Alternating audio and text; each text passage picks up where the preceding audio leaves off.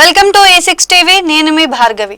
వైఎస్ఆర్సీపీ ఎన్టీఆర్ జిల్లా అధ్యక్షుడు దేవినేని అవినాష్ కూటమి ప్రభుత్వ పాలనపై అవాకులు చవాకులు చేశారు. దేవినేని అవినాష్ ముందు రాజకీయం ఎలా చేయాలో చంద్రబాబునే చూసి నేర్చుకో, జగన్ చూసి ఏం రాజకీయం నేర్చుకోవాలి చెప్పు అవినాష్. రాష్ట్ర ఖజానాను పూర్తిగా ఖాళీ చేసిన ఘనత మీది, ప్రశ్నిస్తే కేసులు పెట్టిన ఘనత మీది.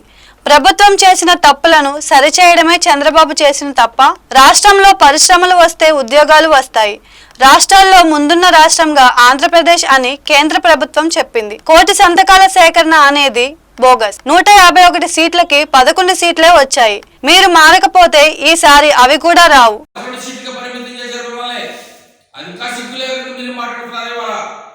ఏదో జగన్మోహన్ రెడ్డి గారు ప్రాబల్యం కోసం లేక ఆయన మెప్పు కోసం మీరు చంద్రబాబు నాయుడు గారి మీద, నారా లోకేష్ గారి మీద విషం చెల్లి చెప్తే ప్రజలు నమ్మే పరిస్థితులు లేదు. గతంలో పరిపాలన విధానమే ప్రజలు చీకొట్టారు. ఇవాళ రాష్ట్ర ప్రజలు 151 సీట్లు ఇచ్చి మిమ్మల్ని గెలిపిస్తే ఆ రోజు పూర్తిగా అధికార మతంతో ఏమేం చేశారో రాష్ట్ర ప్రజలు గమనించి ఉన్నారు. ఇవాళ అభివృద్ధి పదంలో రాష్ట్ర ప్రభుత్వం నడుస్తుంది, కూడా మీ పాలన నడుస్తుంది. ఇవాళ అభివృద్ధి అంటే ఏంటనేది చంద్రబాబు నాయుడు గారు చూపిస్తున్నారు.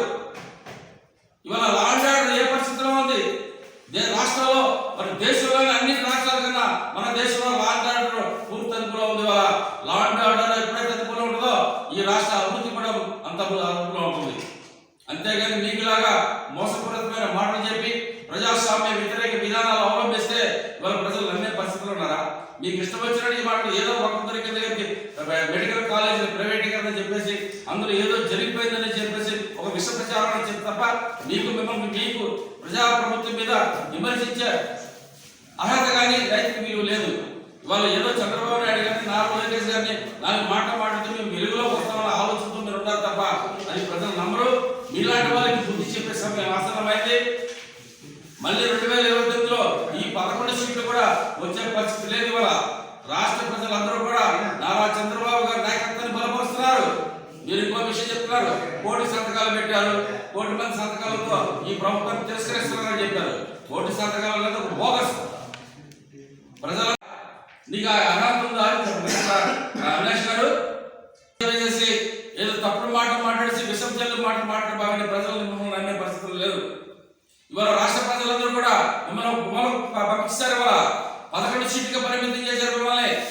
అది ఇంకా సిగ్గులేకుండా మీరు మాట్లాడుతున్నారు. ఇవాళ ఏదో జగన్మోహన్ రెడ్డి గారు ప్రాబల్యం కోసం లేక ఆయన మెప్పు కోసం మీరు చంద్రబాబు నాయుడు గారి మీద, నారా లోకేష్ గారి మీద విషం చెల్లి చెప్తే ప్రజలు నమ్మే పరిస్థితులు లేదు. గతంలో తర్వాత జగన్మోహన్ రెడ్డి చేసిన అవినీతులన్నీ, అక్రమాలు కానీ ఆర్థిక పూర్తిగా దెబ్బతింటాం అవన్నీ గాడిలో పెట్టడమే చంద్రబాబు నాయుడు గారు చేసిన పని. అవన్నీ ఉన్నప్పటికీ కూడా ఈ రాష్ట్రంలోని సంక్షేమం ఒక పక్కన, అభివృద్ధి ఒక పక్కన. ప్రజలు కోరుకున్నారు ఈ రాష్ట్రం బాగుపడాలంటే నారా చంద్రబాబు నాయుడు గారికి కావాలని.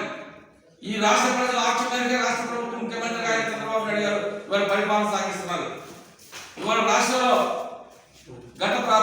ఇవాళ రాష్ట్రంలో ఈ రాష్ట్రాన్ని అభివృద్ధి పదంలో నడిపిస్తున్నారు. క్షమించాలని చెప్పేసి తెలుగుదేశం పార్టీ పరంగా మీ నోరు అదుపులో పెట్టుకోవాలి. అవినాష్ గారు మీకు ఇష్టం వచ్చినట్టుగా ఉన్న నారా లోకేష్ గారిని, చంద్రబాబు నాయుడు గారిని ప్రజా అభివృద్ధి పదంపై నడిపిస్తున్న వ్యక్తుల్ని విమర్శిస్తే ప్రజలే మీకు దగ్గర పొరపాటు